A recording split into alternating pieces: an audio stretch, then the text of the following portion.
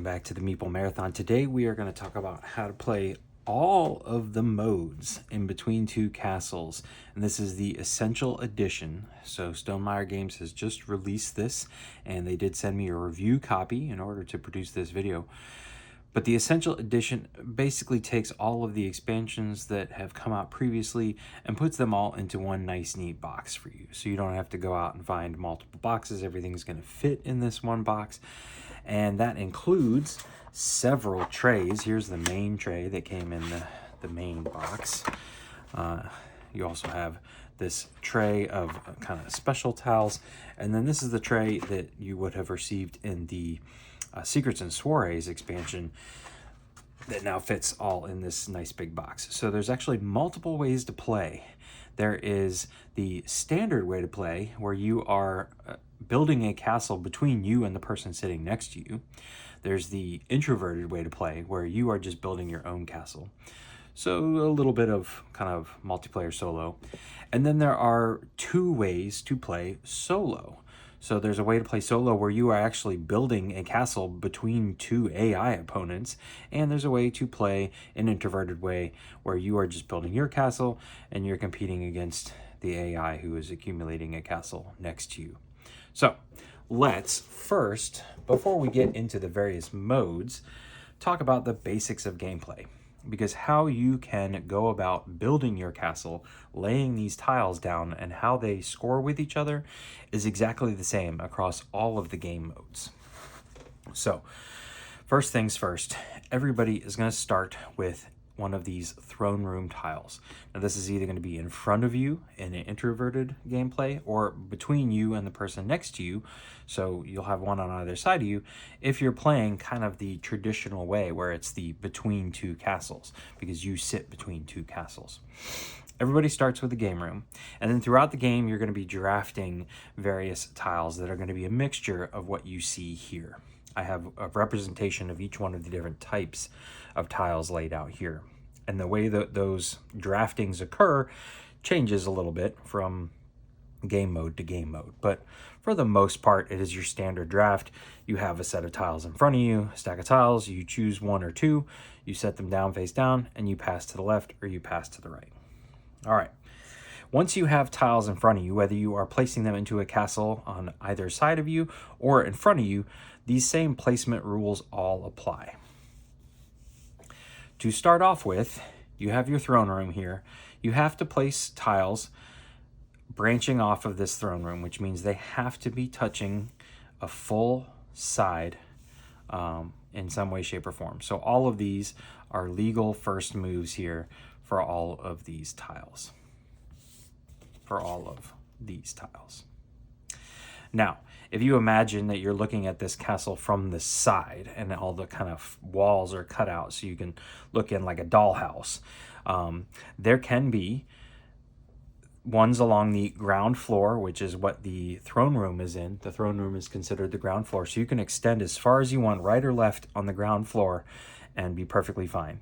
But to build up, you need something below it. You need a floor below it supporting anything going up into the sky. So in order to, I could do that, but if I also wanted to do this, I would first have to have a room underneath it. Now I can go up as high as I'd like. There is no limit to how high I can go, but rooms with a light blue border around them, generally ones that are outside. For example, this walking path, and you can see it's considered an outdoor room because it has the little tree in the corner, but it also has this blue border. That's the important thing.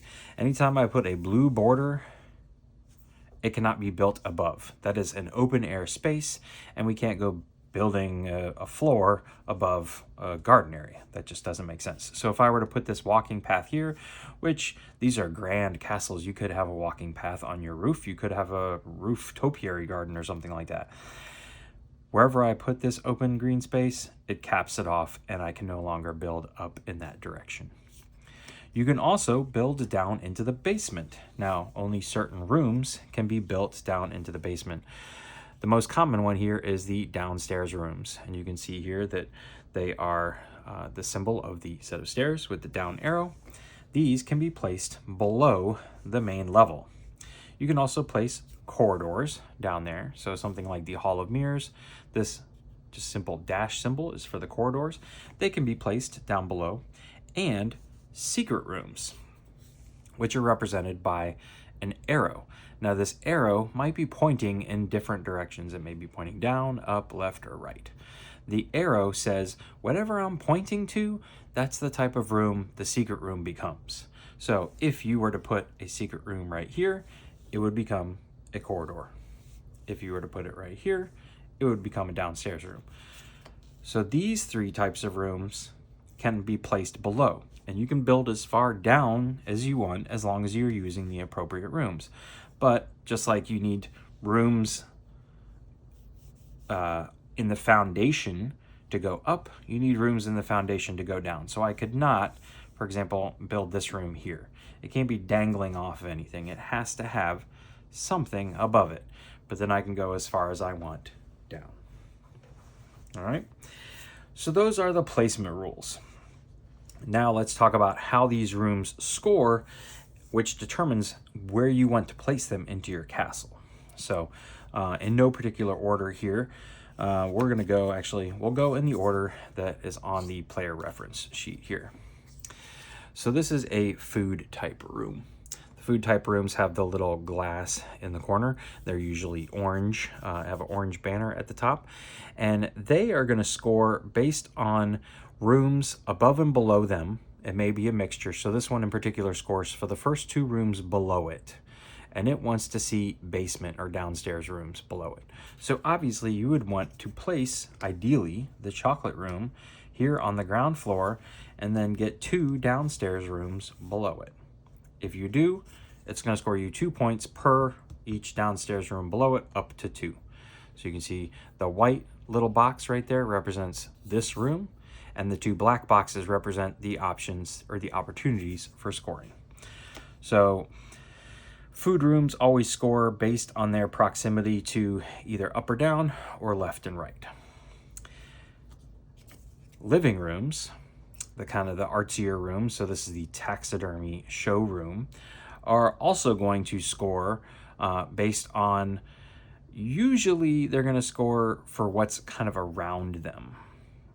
This one only scores because it's got to be downstairs rooms, and this one can't be downstairs, so it makes sense to only show you the ones downstairs. Let me see if I can find a better example of a better living room here that we might see. Here is an example of a more standard living room, the harp room. It's saying any amount of the utility rooms that we can put around it will score us 1 point. This one's just a little different because it is only referring to downstairs rooms, and that's the only place you would see them is those three below it.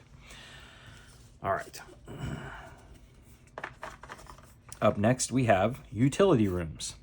Utility rooms are going to score per certain types of rooms that are connected to them. And so connected is sharing a side. So any 1, 2, 3, or 4.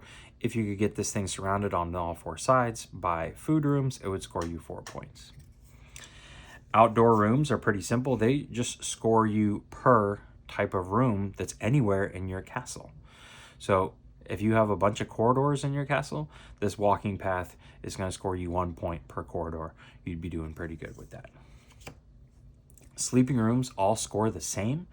They're going to score you 4 points each if you have 6 out of the 8 room types in your castle, anywhere in your castle. So sleeping rooms want to see variety. If not, they just score you 1 point. What am I missing here? Activity rooms. They are going to score you 1 point for each room that you can put adjacent to them. So up, down, left, and right. But they will only score 1 point, period, if there is, and in this case it's a corridor, anywhere around them. So activity rooms want to be surrounded by things. They don't want to be standing out on their own anywhere, but you can't have specific rooms nearby because that will mess up the activity. For example, this is the game room. They don't want corridors nearby. I guess people walking by distracting you. I don't know. I don't know the reasoning behind corridors, but say this was the music room, they wouldn't want sleeping quarters nearby. That makes more sense. Then we have corridors. Corridors are looking for what is surrounding them. So they're very similar to living rooms, as to they're scoring for specific room types surrounding them. But in this case, they're looking for the adornment that is in the upper right corner here. So each of these has an adornment. This one's a mirror. This one's like some kind of lighting, I think. This one is the crossed swords. I don't remember what all the names of these are. I think this one's a rug. It's a square. The squares and the circles are very hard to... here you can see there's a circle, there's a square, there's another circle. They look similar. But corridors are looking for the symbol in the upper right versus the symbol in the upper left. Secret rooms, we already talked about. Secret rooms don't really score themselves, but they're going to help you score or count towards scoring as more of a certain room type. So if you're looking for more downstairs rooms, or say you were looking for, you had the walking path, you maybe would put the secret room here. Now all of a sudden you have 2 corridors that gets you 2 points towards the walking path. And then last but not least is the downstairs rooms. The downstairs rooms are basically looking for things above them. Sometimes it's above or below them, or sometimes it's as far as you can go up. So in this case, the quiet room, since it's an arrow and not just a black box, is looking for sleeping rooms, any amount of sleeping rooms directly above it in the castle, as high as you can go. So that's all the room types, and that's how they score. So it's your decision. It's a very easy game to teach. Grab a tile, put it into your castle following these rules. But the strategy behind which tiles do I want to choose and where do I choose to place them, that is the strategy of the game. Also, the randomness of the fact that you saw how many tiles we brought out changes the game drastically and changes how the castle you're going to have in front of you from game to game. Now, not only do you score for how we just discussed, the pure victory points, but as you are building your castle, you can earn bonuses by getting 3 of a room type and then 5 of a room type. So that's where your secret rooms will come in handy. Maybe you're at 2 activity rooms and you place a secret room here. You've now placed 3 activity rooms. You're going to get a bonus. Those bonuses are listed here on your player aid card, and they're very straightforward. A lot of them are focused around this tray here.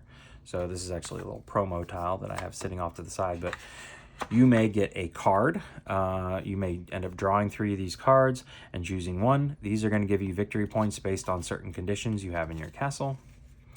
You may end up getting some of these extra tiles here. The fountain gives you 5 victory points, straight up, doesn't matter where it is. A tower is going to give you a victory point per everything below it. So you want this at the top of a very tall tower.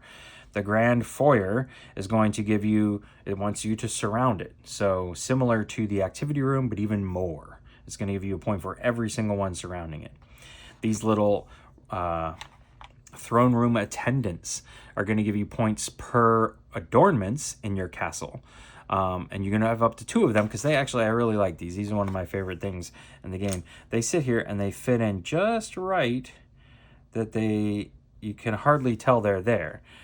But if you just flip them over, this guy can go on this side and this guy can go on this side. So you can only ever have 2 of these guys. But they're giving you just pure victory points based on what's in your upper right. Let me make sure I get them back into their right stacks here. I had them all nice and organized for you all. So there's some of the bonuses. I'm not going to go through all of the bonuses, but just know that when you place your 3rd room of a same type, you get a bonus. And when you place your 5th room of the same type, you get a bonus. So that's something you're going to want to be looking out for as you're placing your tokens down. All right. That covers the basics of how to play. That's placement of your tiles, the rules that you have to follow in placing your tiles, and how each one of them scores. Now let's talk about how the actual individual game modes play. So the first mode I'm going to teach you is actually the kind of secondary mode listed in the rulebook for 2 to 8 players. And this is the King's Demand mode. This is the mode, though, where you are focusing solely on a single castle, your castle.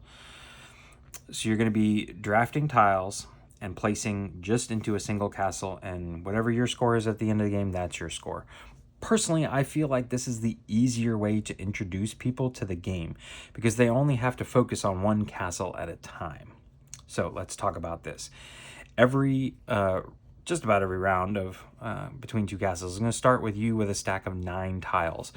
These trays do an excellent job of holding all of these spots up here, hold exactly 9 tiles in them. So you shuffle them all up, but you drop them in here. Maybe you shuffled them up during breakdown the last game, but you just pull out a stack like this and you're good to go. So following normal drafting rules, you are going to take your 9 tiles, you're going to flip them over, you're going to look at them all, and then you're going to choose 2. Now, where do you even start, you may say? Well, that's where your throne room comes in, because your throne room gives you kind of a place to start at. Here, this throne room in particular is going to give you 2 points per corridor or downstairs room that you can place below it. So these are probably what I want to go after first. I also know that it doesn't really matter what I put on the right or the left or above it. So if I don't see one of those, I really can just pick anything. The person sitting to my left here, they want either utility rooms or food rooms, and they want to go to the right or the left with them. So they're going to look for those. All right. So you're going to look through and you're going to pick 2 tiles. Now it's important to consider that one of these tiles is going to go to you and the other one is going to go to the person sitting to your left. So in this case, I don't see anything that's going to help me. I also see, though, that my friend over here wants, like, utility tiles, so I may not hand him a utility tile. Maybe I'll take one. And this one says it likes corridors, so maybe I'll take this one for myself, and I'm going to put it face down, and then I'm going to take another one, and I'm like, there's a lot of activity rooms here. He would not want... Actually, I kind of want that one, but either one's fine, so I'm going to give him this one. All right, and so I place a tile and down in front of him to the left. Somebody who's also playing would be over here, and they would place a tile down in front of me. So I would have 2 tiles in front of me. I'm going to take my stack, and I'm going to pass it to the person to my left. Now, this is where your little tokens come in. These represent your kind of player color. It's the only purpose for them, really, is to say, here's your stack. I'm placing your thing under it, so people don't get confused with what tiles did I just pass you versus what's the stack you're going to be picking up and drawing from. So after everyone has chosen 2 tiles, given one to themselves and one to the player to their left, they're going to flip them over and they're going to place them in their corner. Well, this person was very generous for me, and so they gave me exactly what I needed. I would, in this case, take this schoolhouse here and place it, and I would place this corridor probably directly underneath it for now, hoping that I can maybe get another corridor here. But I'm liking how things are starting out for my castle in particular. You always have to place your newly acquired tiles before any more drafting begins, because once you place them, they're locked. You can't move them around or rearrange them.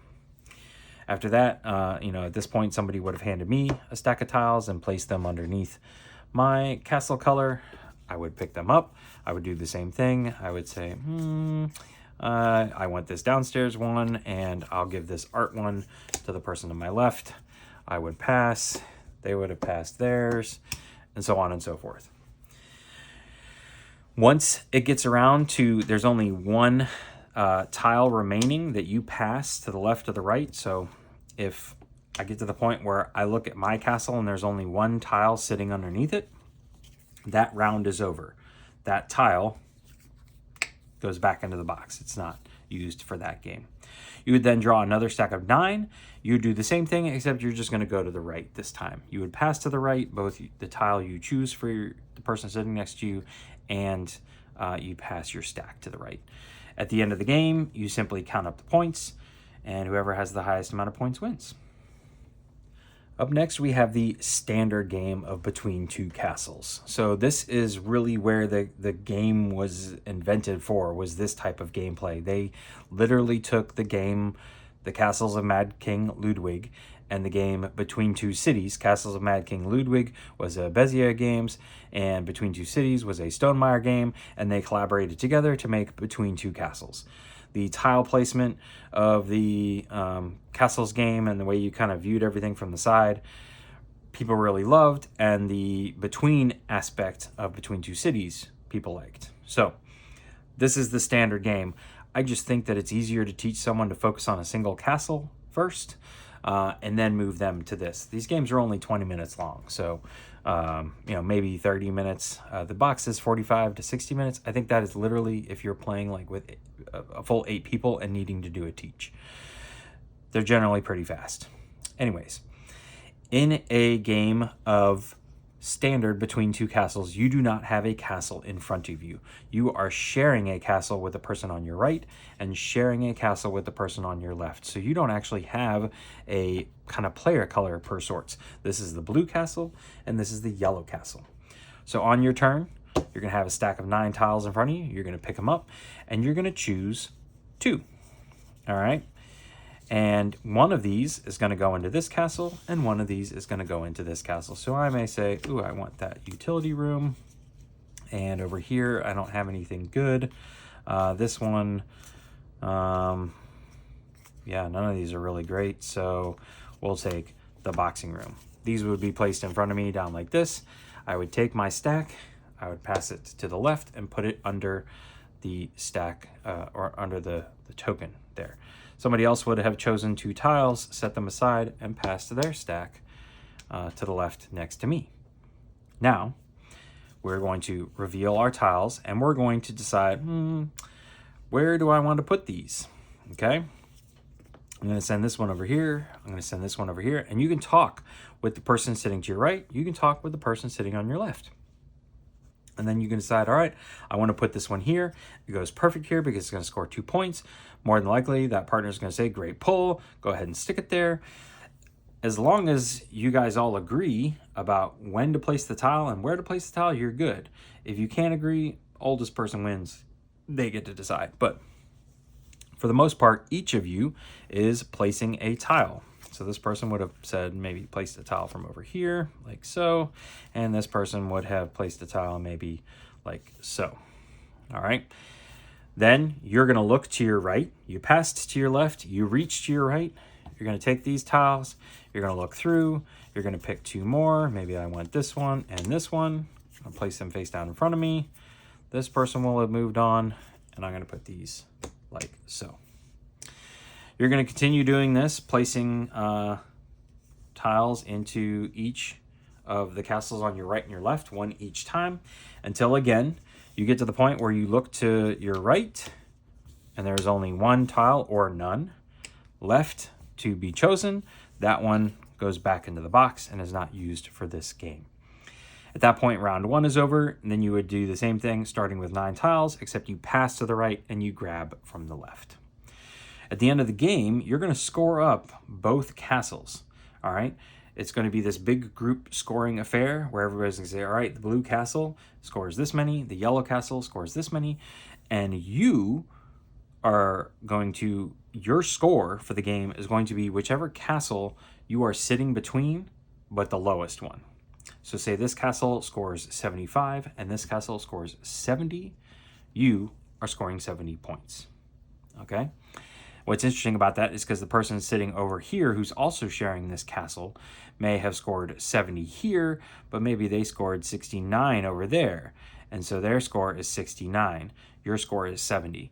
You would think that sharing castles between you and another person would lead to a lot of ties, but it's interesting how often ties don't happen because you're taking the lowest of the 2. That also means that you can't just neglect one castle. You can't look over here to the person on your right and say, let's just not worry about this one. Let's ignore this guy, screw this castle. I'll focus on the one on my left. You focus on the one on your right. We'll be better off then. No, you have to focus on both because the, worser of the 2 castles is what you are going to score for at the end of the game. But that's it. Knowing the kind of placement rules and how the rooms score is going to help you strategize for the game. But other than that, it's really just this drafting mechanic where you draft 2 tiles, you put 1 into the castle on your left and 1 into the castle on your right. And that's why it's called Between Two Castles, because you are actually sitting between 2 castles. One of them is not yours. Moving on to the solo modes, I again am going to start with the kind of secondary solo mode listed in the rule book, the introvert mode. But again, I feel like this is the easier way to teach someone how to play solo, because again, you're just focused on your castle. So in this game, you're going to set up by creating 8 stacks, and I know I only have 3 here, but bear with me, 8 stacks of 5 tiles each. Each round, so you're going to have 8 rounds essentially, you're going to take each stack and you're going to lay them out in front of you in no particular order, here, like so. And then you're going to look and you're going to pick one. You're only picking one this time, 1 tile at a time. So that's the big difference between this particular mode and any of the other ones, is that you're only ever picking one. But you're going to take a castle. Doesn't matter. They recommend this white one, I guess, because it stands real tall. I don't know, but you can pick any castle. And you're going to choose which one of these tiles would I like to have. Now, there's not a whole lot of great choices here. There's 2 secret rooms, an outdoor room, and an activity room. So I see that this throne room is going to want to have some amount of food rooms near it. So I'm going to go for this dancing hall. All right. So that's kind of my proclamation. I don't get that one yet. I'm just kind of claiming or proclaiming that I would like to take this one if possible. The AI player is going to draft first. Now, what they want to do is they want to get sets of 3 and 5, just like you do. They don't get bonuses throughout the game, but they're going to score more for their sets of 3 or their sets of 5 that they have at the end of the game. So anything that's 3 or 4, they're going to score for. Anything that's 5 or more, they're going to score great for. So what they're going to do is they're going to look at their castle here. Normally you have these spread out side to side to side, and you can just build off of them towers vertically. For the sake of fitting everything in the shot, I have kind of double stacked them here. So you're going to look and see what is their priority right now. Well, right now it's the very first draw of the game. They have no priority. So all of these tiles are eligible for them. So since all of them are eligible, we're going to take one AI card, we're going to flip it over, and we are only focused on 2 things. And those 2 things are highlighted by these 2 grayish kind of triangles here. The first one says, if there are any secret rooms in the row, we're going to consider them to be food rooms. So it's looking at this thinking food room and food room. Next is, out of all the eligible tiles, it's going to go 2 from the left and take that one. 1, 2, takes this one, and it puts it there like that. All right. Now that it has chosen, if the one that I proclaimed I would like is still available, I have to take that one. But if for some reason this had been there and I had that there, and this was the card that was drawn, they would go 1, 2, and they would steal my tile, which does happen.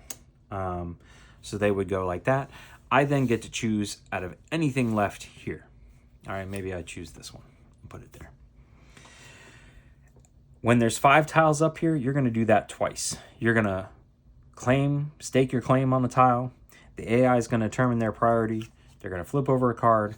The AI is going to take a tile. You take your tile. Then you proclaim another one.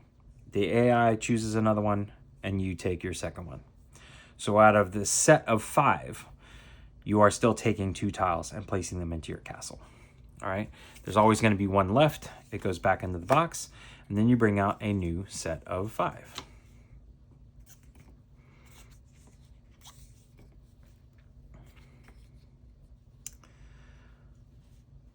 So now we have a new scenario here, because I gave this AI player, the Automa player, 2 activity rooms.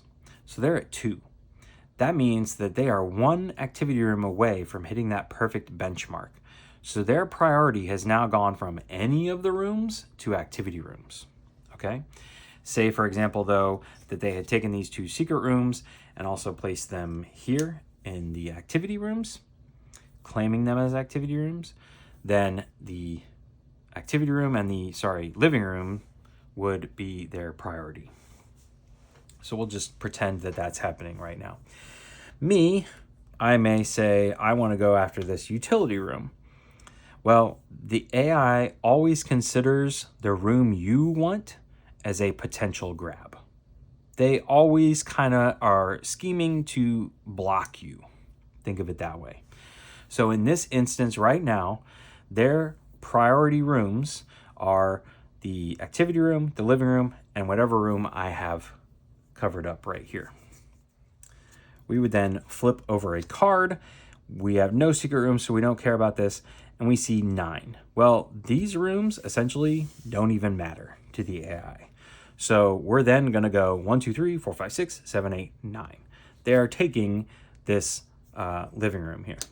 So boom, there we go. They now have 3. They're at that perfect benchmark. They're still going for 5. So this is still one of their priorities here in the future. Now, something to consider, however, and this is a way that you can strategize when playing against the AI. If this was the situation, all right, the AI only has advanced far enough in activity rooms for them to be a priority. I'm looking here, there's only 1 activity room. So without me, before I place my marker, this is the one they really want. Now, if I place my marker here, they're going to go after this one or this one. There's a 50% chance they're going to steal the one I want. But I also know that if they do take the one I want, I get my choice. So I could actually take this, put it here, and say, I kind of want that activity room. The AI is going to say, well, that's the only thing I want because it's what I want and it's where your marker is. You don't even need to draw a card. You know the AI is going to take that one. So they're going to steal this one from you, but haha, you double crossed them. You get your choice of rooms now. You're going to take this one and slaughter right there. All right. And that's pretty much how the introvert gameplay works. It takes a hot minute to kind of wrap your brain around how does the AI view the row and which do they count when you're counting, say, 9, and which you skip over. But once you get it, once you've played 3 stacks through, you've got it, and it's very easy. They'll continue to accumulate, and they basically then get a base score that they start out with. You don't get a base score, but the AI does. And that's your difficulty level, is how good of a base score do they start with. And then they score a certain amount of points for having 3 or 4 rooms or 5 rooms. They also get points if they have 7 out of the 8 rooms, anything in them, or 8 out of the 8 rooms, anything in them. But that's it as far as the introvert rules are concerned. Again, this is not simulating the true Between Two Castles game. This is simulating solo-wise that King's Demand version. But again, I feel like this is easier to learn. So I would start here. All right, in the final version, final mode we're going to discuss in this video, this is the standard Between Two Castles Automa. But this is easily the most difficult to wrap your head around, in my opinion. This is more difficult than any of the multiplayer modes, and certainly more difficult than the introvert mode. So I would actually come to this last if I were you.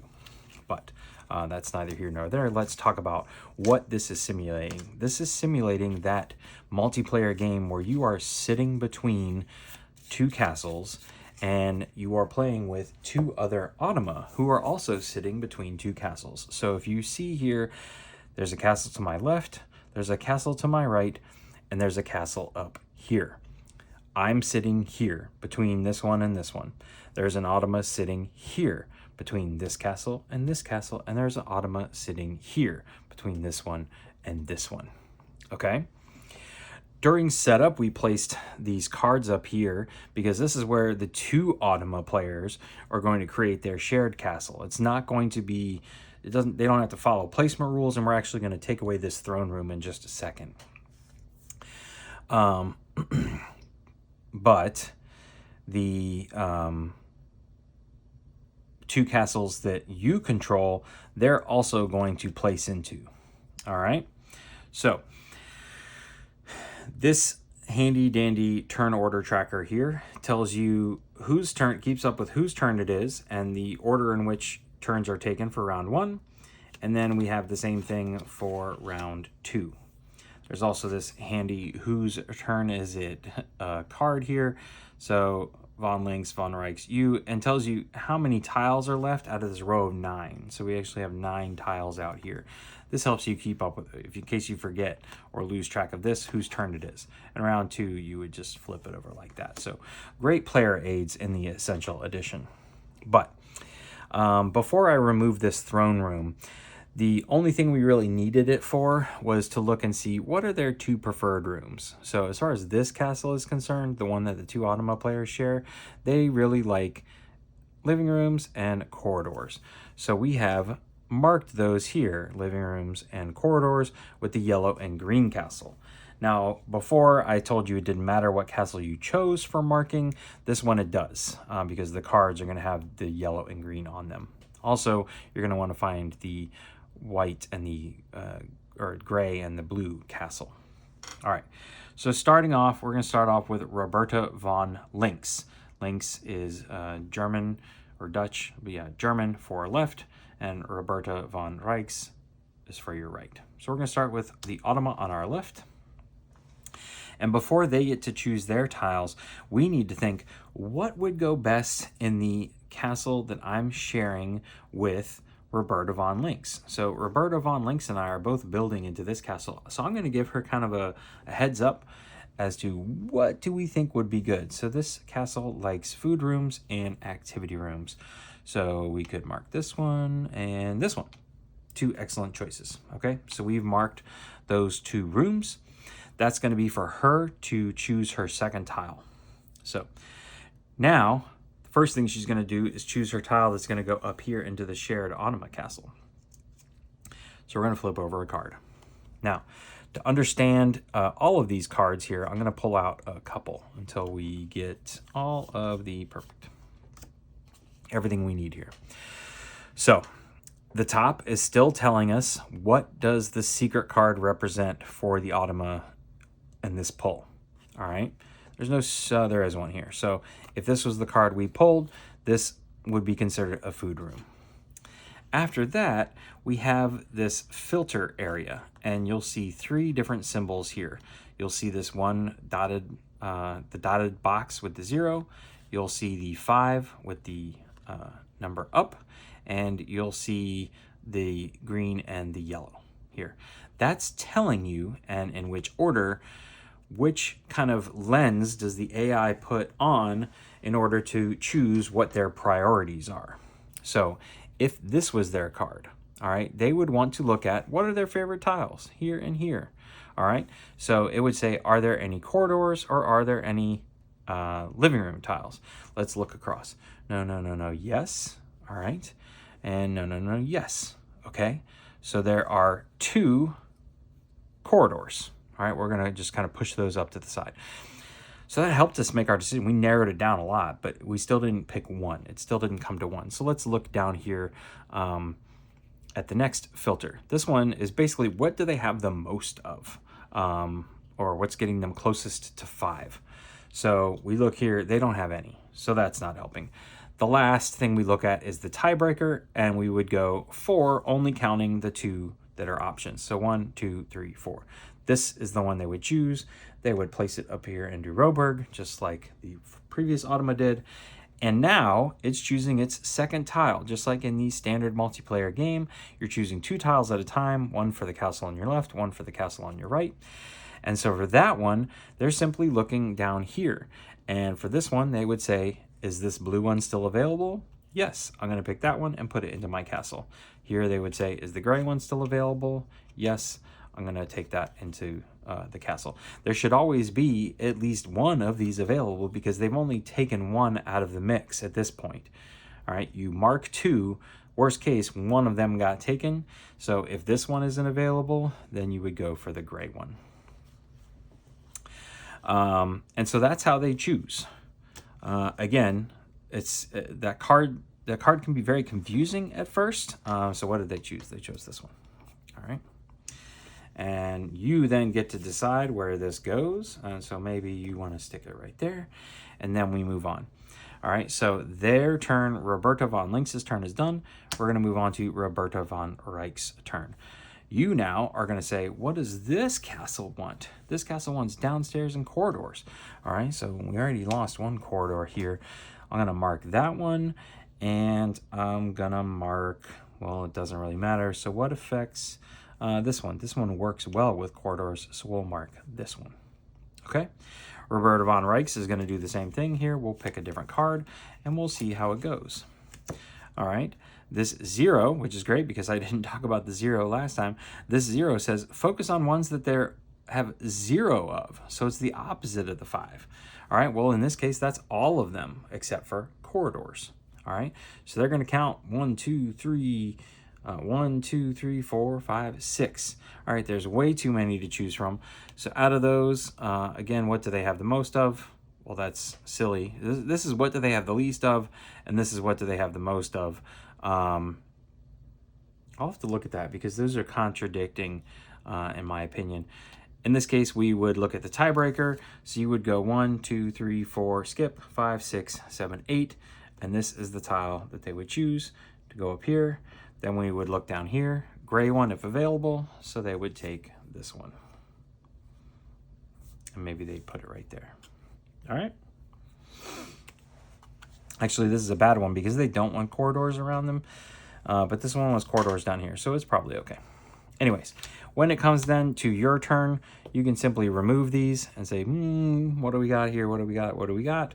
And I would choose, and it doesn't matter which one you choose for. I would probably go here and stick that one there. And then I'd look over here and be like, it really doesn't matter. So we're just going to take this secret room and make it a utility room. Boom. In this case, there are still enough eligible tiles left. There's not just a single tile or 0 remaining.